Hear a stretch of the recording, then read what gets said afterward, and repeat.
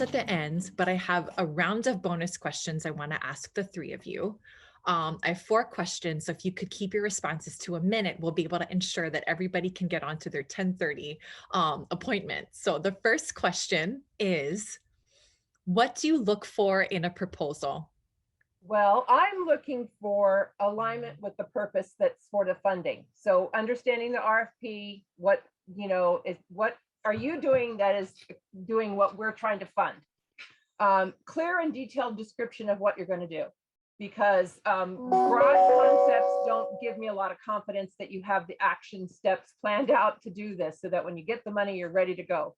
So clear, detailed description of objectives and a plan of action. The indicators for success, it's really, we're looking for people who are able to figure out how to measure that. Budget is reasonable and understandable. And then finally, that there is a history of accomplished projects. So those are kind of the things that we're looking for when I read a proposal. The only quick one I would add, because it's a ditto, is what do you call it? Collaboration or a network approach. Lone wolves don't work very well. And whether you want to call it resourcefulness, it's just that when you can show even though it's about your organization and the project you're pushing, it's connectivity with other things that can maximize impact and benefit. That's, I don't know, for me, a huge thing in addition to all the things that Diane just shared. Thanks. Next question, it's kind of the flip side, is what are some of the most common reasons why you may be denying a grant proposal? I'll throw in a quick one. It's the kind of like a broad feasibility issue, like when the work doesn't align with the budget, doesn't align with how they talk about capacity, and then they have this whole list of outcomes. That's like, no, not gonna work. So that's why, Farah's theory of change and logic model stuff is really helpful, I think, in that regard. And I think from my experience, both in government and working in community, it's not the right fit, right? So I think as grant makers, we really strive to be incredibly clear in terms of eligibility criteria, what folks will be rated on in the application process, but really what is like the core objectives of the funding and what we're looking to achieve. And I've been in a fundraising role. I understand kind of the needs are, but often a mismatch is a funding opportunity for a discrete project or activity, but you really see that it's about general operating support. And there's nothing wrong with general operating support, or vice versa, yeah.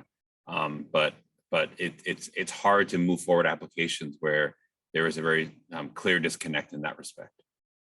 Yeah, that alignment is so important. And when we have stated in the request for proposals what we're looking for, and we have 30 or 40 proposals to read, the proposals that are most closely addressing what we're trying to fund are the ones that are going to get funded. So you might have a piece of it, but somebody else has 5 pieces of it.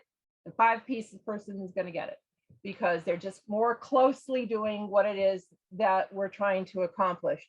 The other thing is that writing sometimes can be so confusing. We have tried to move to interviewing, because sometimes we just can't understand. If I'm reading somebody's proposal and there's so much jargon, it's just concepts, but I can't tell what the action is going to be. And if you keep answering the same answer in different sections, I'm reading it and I'm thinking, didn't I just read that? And then I get confused. I'm searching, I'm hunting to try to find the answers that I'm looking for to tell me whether you're doing what we're trying to accomplish. So writing is really important. Find other people to read it and see if it makes sense to them, or whether they have the same kind of questions that I do when I read it.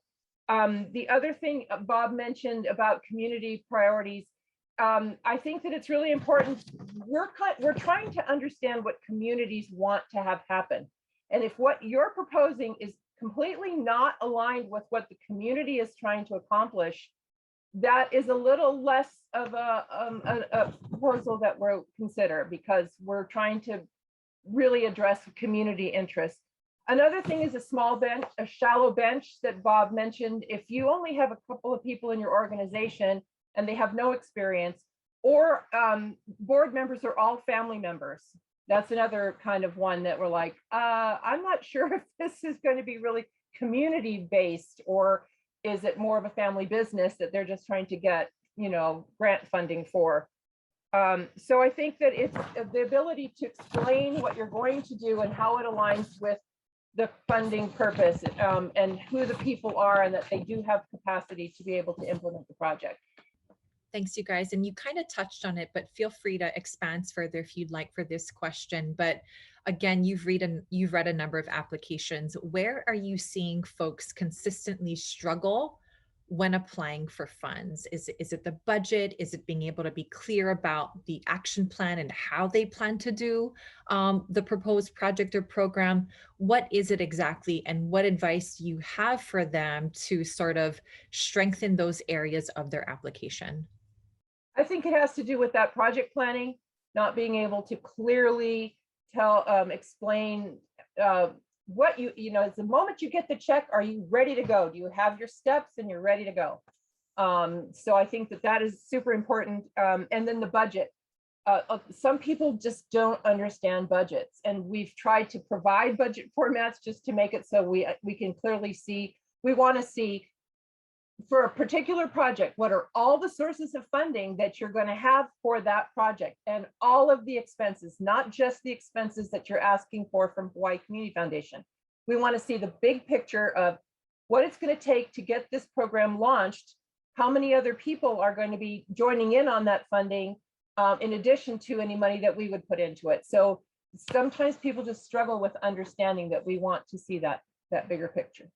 So I'll ditto Diane's and then add just a couple of things. One is clarity about their own understanding of their organization's core work.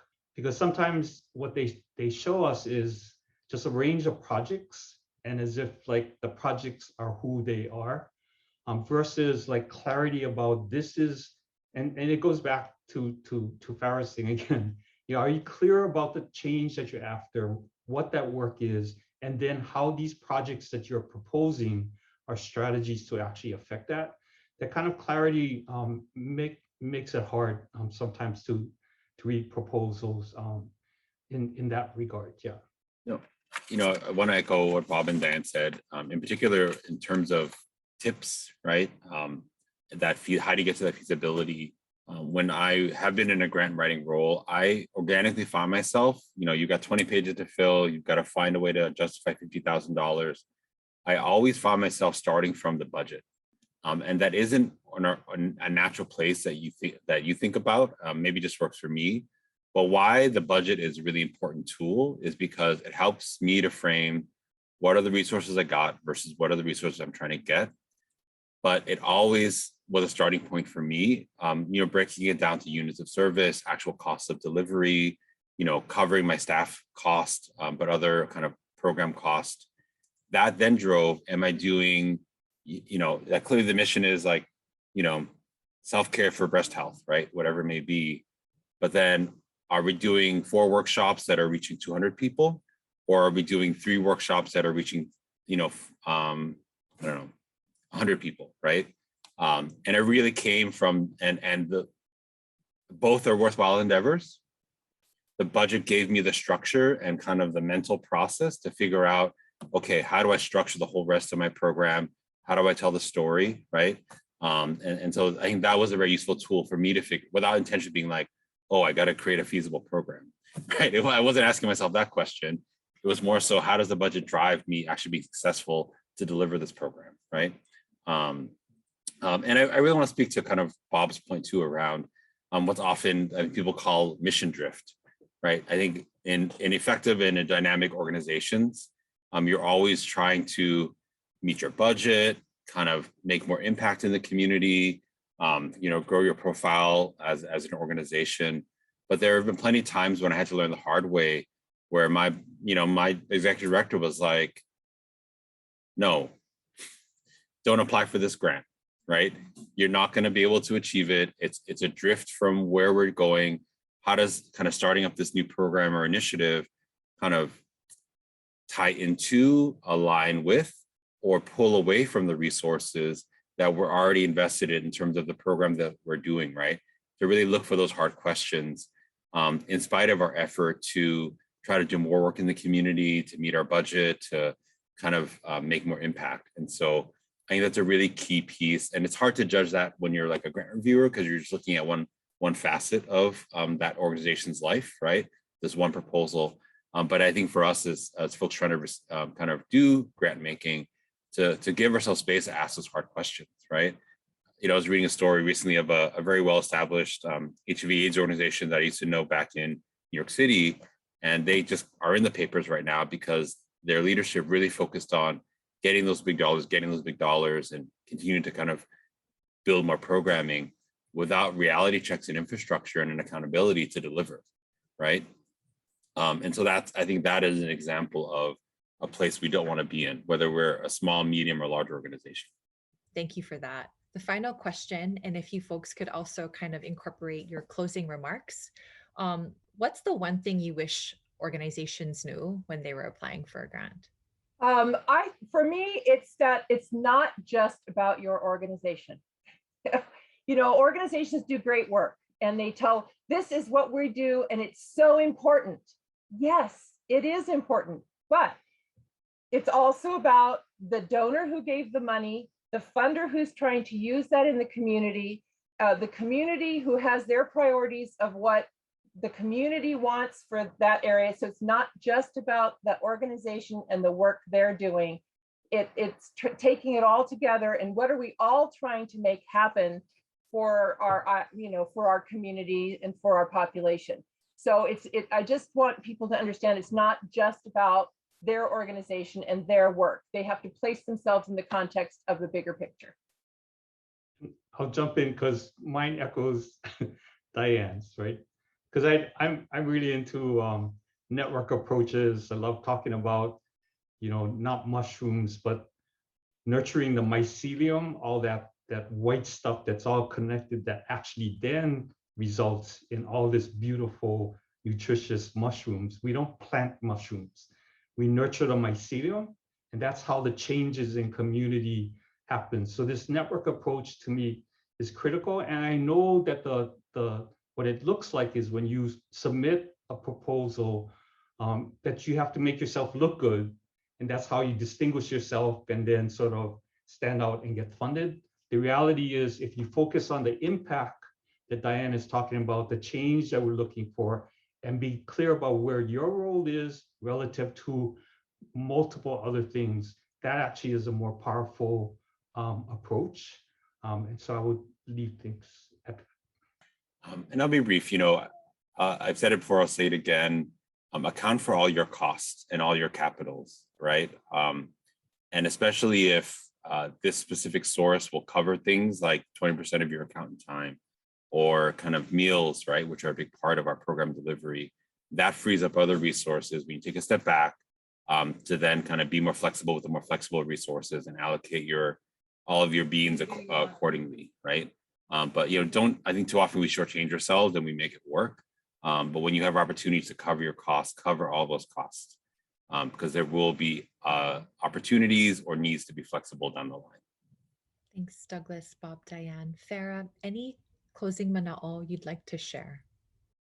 No, that was really wonderful. Mahalo nui, Farah. Thank you. Douglas just had to step away. Mahalo nui, Diane, Bob, for taking the time to just share space with us and be really honest and accessible to our community, which is so eager and really, really very capable of going after many of the grant opportunities that exist. So mahalo nui, everyone. I hope that you learned something over these last 3 weeks and are able to implement it as part of your practice in preparing, writing, and implementing any grants that you might receive.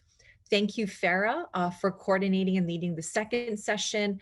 Mahalo nui to Janice for kicking us off with grant planning. All of this was free. We are all volunteers, so thank you for really prioritizing this, because it was something that the community has shared has been a need for some time. Thank you again for being with us. Take care. Aloha. See you soon.